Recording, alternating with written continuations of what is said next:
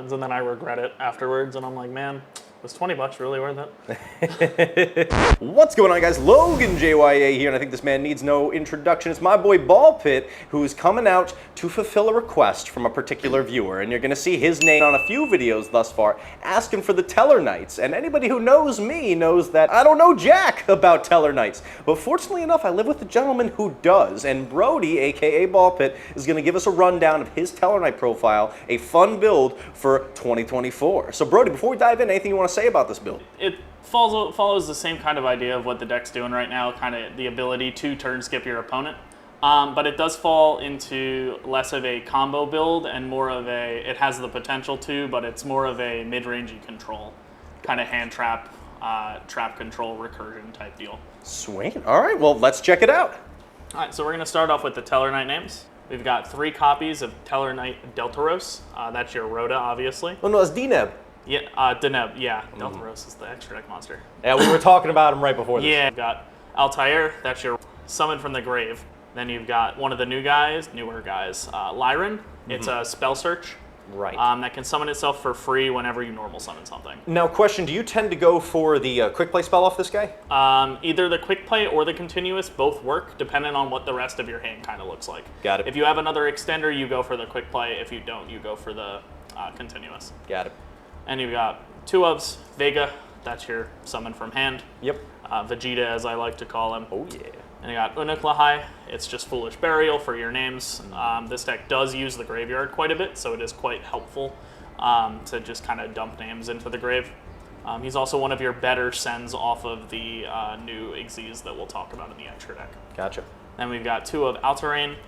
He's an interesting one because he can summon himself from the grave when a monster is special summoned. And then he can also pop some cards when, if it's your opponent's turn and you like summon something off of, like a Deltaros summon from deck, summon Altair, bring this thing back type stuff. Gotcha. All right, so that's it for the names. It's pretty concise. I think it's 18 names total, or 15 or 18. Then we'll go into the hand traps. Pretty standard lineup because it's intended, you don't know what you're playing against right away. 3 Ash Blossom, probably still the best hand trap in the game, just forever and always. 3 Mourner, it's your 6 copies of Imperm basically, because it's either this or Valor, you can run one or the other. I like Mourner more because of the burn and the fact that it's an on summon, so you can kind of interact with some stuff better, and it's also you can use it on your turn. Right. Then we got Ogre. Field spells and continuous spells are really, really good right now. Indeed. So this card just makes them very upset. Specifically, Yubel and any Fire King builds that are still floating around somewhere. Which you'll see, and our local scene, we do got a few of them running around. All over the place. All right, that's it for the monsters. Next, we'll move on to the spells. We'll start with the only 3 of spell in the deck. We've got Constellar TELLARKNIGHts. This is the Monster Reborn, summon from hand, plus rank up magic effectively, all in one card in a continuous. It's very, very good, and it's actually what enables the turn skip. Got it, so this is your that boy. And the new monster do kind of are the enablers. Then we'll go on to Skybridge. Difference with some of the older lists that used to play Tellars.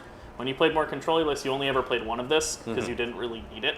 Now that you have so many different names and so many ways to summon and recur, 2 is probably correct because oftentimes you are just searching a second one for follow-up on your opponent's turn. Got it. With your new effects. And we got 1-ofs, Reinforcement of the Army, or in this case, Baseball. The classic OCG right now. And then a Call by the Grave because Sack by the Grave. Shifter sucks. Yeah, we ain't fond of that guy. And we got traps, pretty light trap lineup, all things considered, but I think it's pretty good. Obviously 3 Alpha, this card is broken, it's Judgment that draws you a card, and can also activate your extra deck monsters effects when they recur. Now, we still don't have a way to search this guy though, right? No, not yet, unfortunately. We just need a card that says add a trap to your hand, and then the deck is fine. God, yes. And we got 3 Imperm, and then the fun card that I've decided is a 3 of is Call of the Haunted. Okay, let's hear about this a little bit. Old school pick. It meshes really well with the deck's interruption options now. Because if you aren't able to turn skip your opponent, obviously you can like set alpha and you have hand traps and stuff. But the new guy, Alterain, is actually a pop on multiple cards. So this you can actually bring back some of your names and kind of work with each other to either set up for next turn or even interrupt your opponent's plays pretty well. For the extra deck, This might be a little controversial with this first one. 3 Deltaros. So why do you feel the need to play 3 of this card? Mainly because I wanted to kind of play, if anybody's played Magic, a tribal style extra deck where you play only Tellarknight cards. Oh, this is fun. There's a couple cards that you could cut to 1 or 2 in this case for like a Zeus or some of the other good generic kind of Xyz monsters. You do get locked into Xyz quite often. So, but things like Zeus and stuff could still definitely be in here instead of a 3rd copy of this. Gotcha. It's also just good recursion, so you can end on it, send it off alpha, get more bodies. 2 copies of Tellarknight Trigger. Big removal boy, right? This is a big board wipe. It bounces everything, non-targeting, obviously. It lets you reuse things like Call of the Haunted, your continuous spell, that stuff.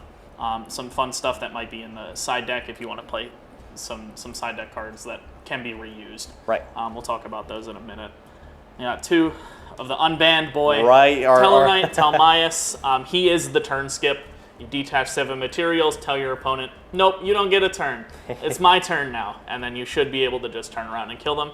It's also just a neat little rank up if you want to run some interesting 5s like Constellar Pleiades and stuff like that to kind of interact with your opponent. Then we have 2 of the newest member of the team, Tellarknight Constellar Catechus.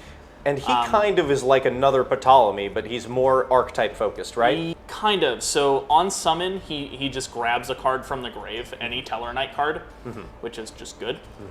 He also can copy any of the main deck monsters by banishing them from the deck. God. So this is the one I was talking about with Unuk earlier, where you send Unuk to Foolish Alterain for another body on the board when you inevitably special summon something. Gotcha. I think I might have had them mixed up. And then we play the 2 copies of Dark. Oh, that's Teller. the guy. That Yeah. one, this guy you can probably cut realistically if you wanted to run more generic stuff. Gotcha. Or just one of. It's just an emergency, hey, I don't have 3 names to get into a Deltaros or a Trigger, so this is your fallback plan. Got it. It's also an interesting way to get some stuff in the grave, so if you want to like pitch one of your spells to add back off the Catechus, you can use that guy to do so. Gotcha. Then we have 2 copies of Mr. Floodgate. So Ptolemy and Diamond? Yep, Diamond. Satellar, Constellar, Diamond. That's his name. DRYTRON hates this card. Yes, we do. And most graveyard The decks dark decks hate it more, though. Tyr really hates this guy. I mean, it tells your opponent you can't send cards from your deck to the grave, which is kind of crazy. It also just is a free negate on a dark-type monster. Indeed. Then we have 2 copies of Constellar Tomley M7. Mainly just as rank-up fodder, because you can just use Catechus to go into this as an extra material to get to your 7 a little easier.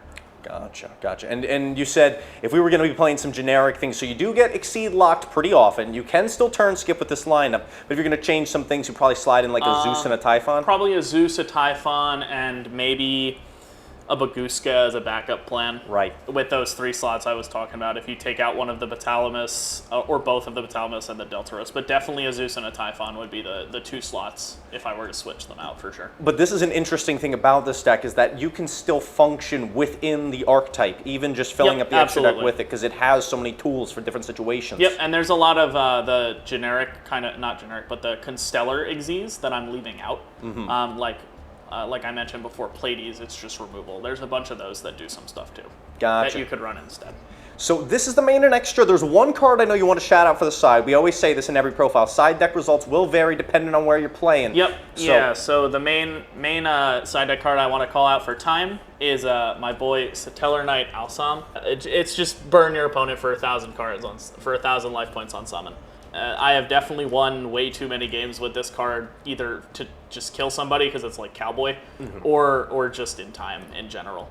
There were some other things, though, you want to shout out for the side deck. What were those? Yeah, if you wanted to stick with the recurring trap card gimmick with Trigger, you could go for things like Fiendish Chain, which is obviously an older, lower power card, but with this deck you can reuse it multiple times. Crackdown, which saw its heyday a little while ago.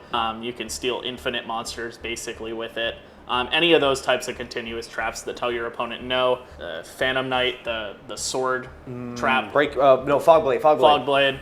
Things like that could work too. Excellent. Well, Brody, any final words about the Tellarknights before we bring this video to a close? This deck is crazy. Turn skipping your opponent is kind of toxic, but also kind of funny. And somebody should take this to a regional and go win. Who does the turn skip better, DRYTRON or Teller? Consistently, probably DRYTRON, but I think Tellar's is more funny. Fair. And on that note, we're going to bring it to a close, my friends. Logan JYA with SPK Ball Pit. Signing off. Have a great day. We'll see you beautiful people later. Peace.